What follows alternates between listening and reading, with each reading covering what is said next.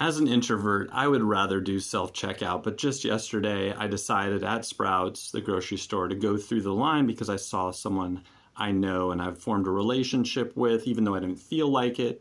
I went through the line, I talked to her, and she responded with a comment that we often wonder, does anybody even care how we relate to people?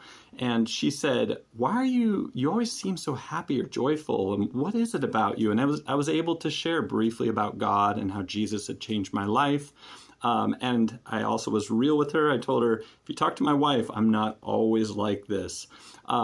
But that said, I was running and I wanted to share a story with you about infusing our relationship. So God prompted me in the grocery store and I felt that prompting. Even though I don't feel like it, I felt like the Lord's like, you need to go talk to her again. You need to continue to facilitate that friendship. And so this is where with running, just this morning, I realized in my complex, I was doing intervals. So I'd sprint.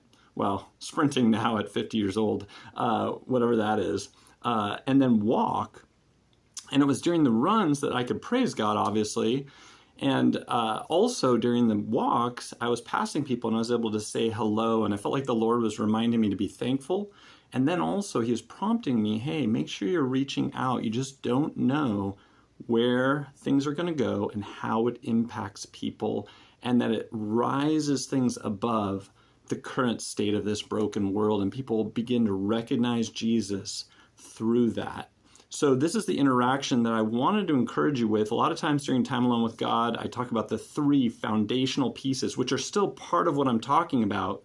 You listen for God's voice, pitch, pour out your heart to God, and presence, practice resting in his loving presence. These are all pieces that are a part of even intervals where I'm resting and walking and realizing I can't just sprint continuously, but also that you're listening for God's prompting. So 3 different acts you can do, and I want to challenge you and encourage you that God uses these things. He'll prompt you with 3 simple acts that you can do. Hi, just saying hi to someone, even if you're rejected, still saying hi.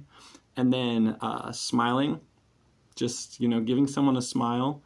And then being real with God as well. Real with other people. Real with God, but also real with other people. So today's not going great.